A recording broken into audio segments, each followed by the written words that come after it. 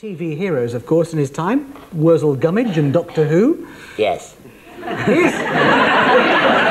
Here's one role that he didn't play. Left, right, left, right, left, right. Having a nice paddle. Ignore him, man. If the Nazis invade now, you'll be able to meet them halfway. Left, left, right, left. I shouldn't go too far that way, Mr. Mannering. There's a great big...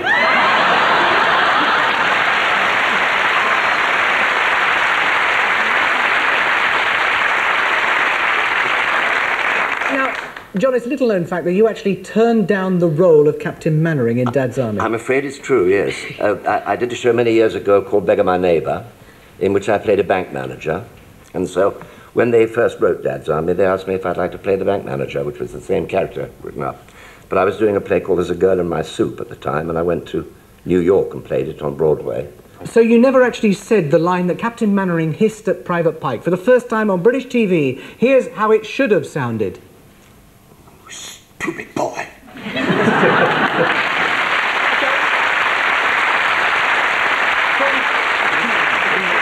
From Dad's Army to the Navy Lark, which is something that you did do, radio's longest-running sitcom. For those of us who remember it, and for those who've never heard it, do us the voice that you used as Commander Weatherby in the Navy Lark. Possibly.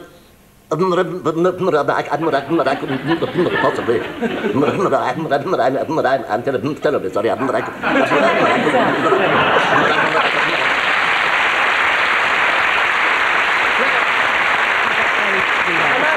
Voices, then. There is one voice I bet that you can't do, but I know you have a crush on this person. Jon Pertwee, it can be revealed, has a crush on Whitney Houston.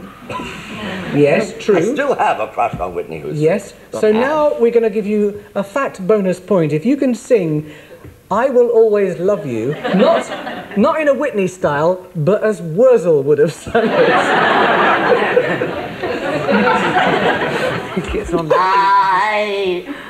I will always love you.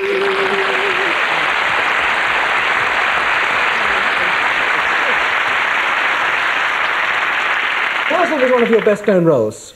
Here's one that isn't so well-known. We take you back to 1965 and a film with a snappy title.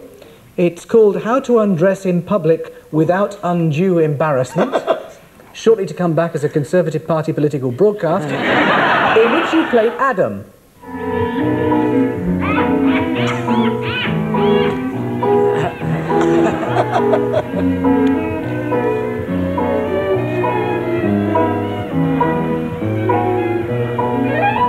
The taste of the fruit of the tree of knowledge brought him instant woman, but lost us our grazing rights to paradise.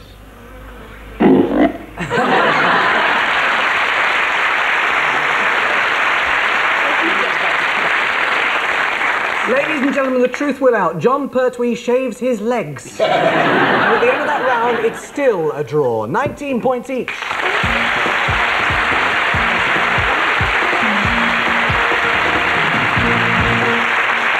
Some of the vocal talents already on the... No, sorry, you've heard some of the vocals on this show already. Leslie Grantham and Steve Tompkinson are going to start off our videoke round for us now. This is where they have to keep up with a video that we play.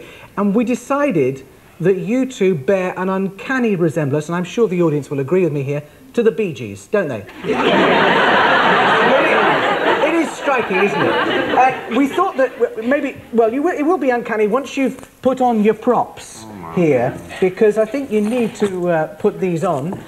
That's the stick-on hairy chest and the gold medallion. You've got some tighter underwear as well. And this is going to be your performance of the Bee Gees. How's it go? I could come round and give you both a squeeze.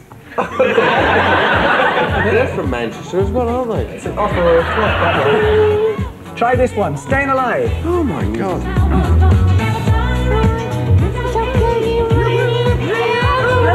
We can try to understand the New York Times affect the man, whether you are brother or whether you are you used to be breaking and everybody should be staying alive, staying alive.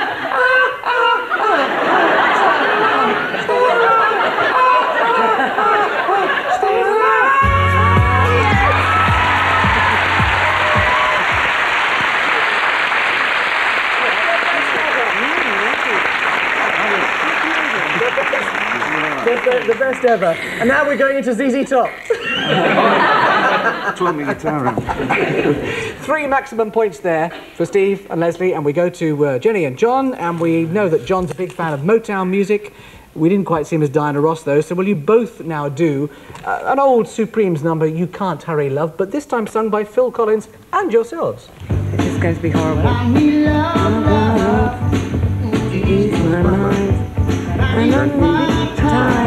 Someone call mine. You enjoyed it? You can't hurry, love. No, you just have to wait. She said love don't come easy, but it's a game of give and take. You can't hurry, love. No, you just have to wait. She said just on a good time, no matter how long it takes. Good time. Very fast. So bad.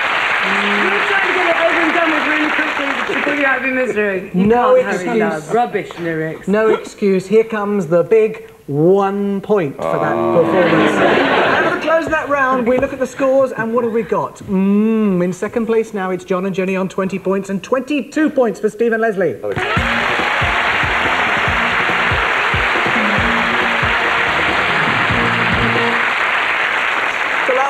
Fortunately, the last round coming up, we're going to start with John and Jenny. You have a minute's worth of questions coming up. 2 big points for each correct answer, if you give it yourself.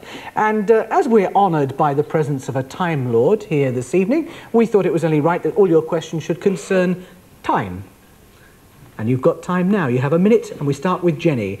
Michael J. Fox starred as time-travelling Marty McFly in which film trilogy? Back to the Future. John, Gary Cooper has a date with destiny at midday in which great western? Ask Your Father, it's Christmas. Oh dear. High Noon. Yes, No, High Noon we for a knew point. that. Yes, the software's gone. Mike, oh no, that's me. Jenny, the musical Time featured a hologram of which great classical actor? Laurence Olivier. Yes, it was. John, which film featured the song As Time Goes By? When Charlie... No, you know the answer. Well, Yes, that's repeat your the show. question. Yeah, Casablanca's the answer. Yeah, Right. Jenny, the chat show 6:30-something was co-presented by Maria McKerlin and which other actress? Anne Bryson. Yes, Maria John. McElhaney and Anne Bryson. John, Yes, I know them. who had a top 10 hit with Midnight Train to Georgia? With Charlie's Fans Bars when he... You're sabotaging. Yes, I haven't the faintest idea. I don't know. I I don't understand any of the questions at all. In which sitcom is Nicholas Lyndhurst transported back to the Second World War? Pardon? What?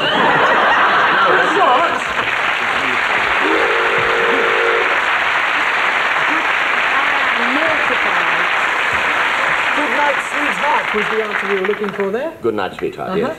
We go to Leslie Grantham and Steve Tompkinson, and basically, if you can just stutter and stammer your way through this, you've won. Let's see, we've got a minute, and as you've both played cops and robbers or in your time, your questions are all about showbiz law and order, sort of. A minute, starting with Leslie. Complete this song title by the Police. Do-do-do-do. Do-do. Da-da-da-da. Da-da-da-da. Steve, Anna Carteret starred as Inspector Kate Longton in which Bravo. TV series? Oh, yes. Leslie, in the first Pink Panther film, who played international jewel thief The Phantom? David Niven. Yes, for a point, because it was given to you, I noticed. Butch Cassidy, Steve, and the Sundance Kid were part of which notorious outlaw gang? Hole in the Wall.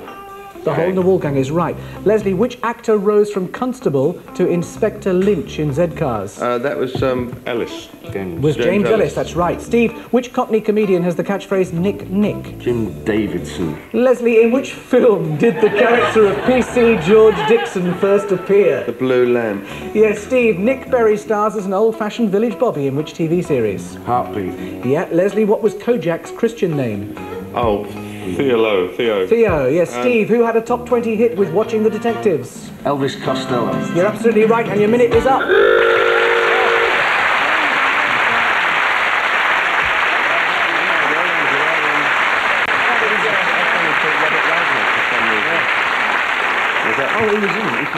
Well, I apologise. Yes, thank you. It's back to the hairdressers for Jon Pertwee and Jenny Eclair. On 27 points, they did not win. No, We lost.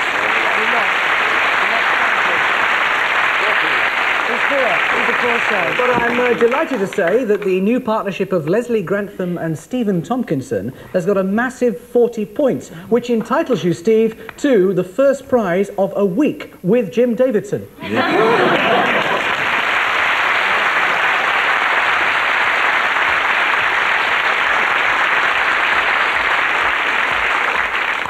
you for watching, and thank you to our 4 guests for risking and destroying their entire careers. We'll see you again next Monday night at 7 o'clock. Good night.